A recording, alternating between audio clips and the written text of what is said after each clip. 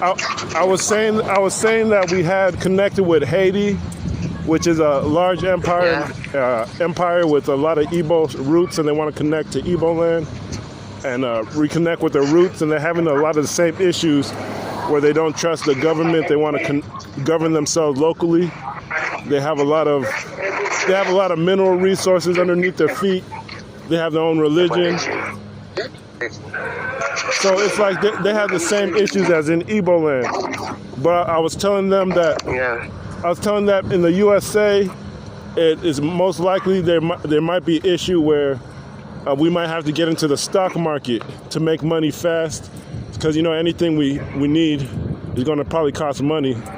So I said we're going to have to find people to learn the stock market most likely, because over here people are rich. As far as maybe there's more rich people if you measure them all, but they don't organize themselves because everybody is basically free to do whatever they want.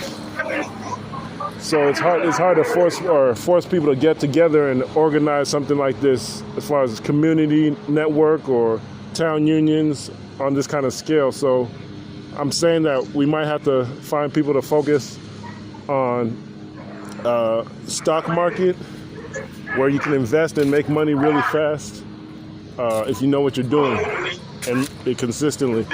So that was what the call was about. Also, how Borgu Empire in Nigeria, they're going to connect to Bornu, and together I think they're in like 15 countries, and that 14 countries maybe in Africa. Borgu and Bornu in northwest and northeast Nigeria. Borgu basically represents West Africa. They're in so many countries.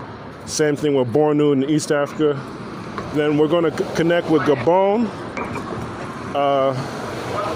Of course, the coastal Biafran, the Ijaw, Afik, eventually. But we're going to connect with Gabon because they're connected to all these Bantu cultures. Yeah. So basically, it's Gabon, northeast Nigeria, northwest Nigeria, Australia, India. Those are just some countries people don't think about, but that's who we're connecting with. And then we said, I have to talk to people here. I met with some people this past holidays. They have their own basically festival called Kwanzaa. We have to meet with them about how to make profit in anything we're doing. Because even in the USA, they say they're going to go into another depression or recession. So anything we do, I know you guys in. I know you guys might have business proposals back home, but we just have to make sure if there's any business proposal that's going to guarantee to make money.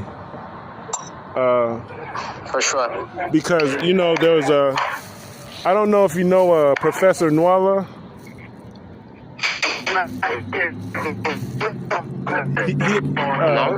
He's basically associated with Mbaise USA and Ala Igbo Development Foundation, and my network is breaking here.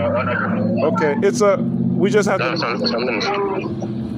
Do you have you said something? Give me some minutes. My network is breaking here. Okay.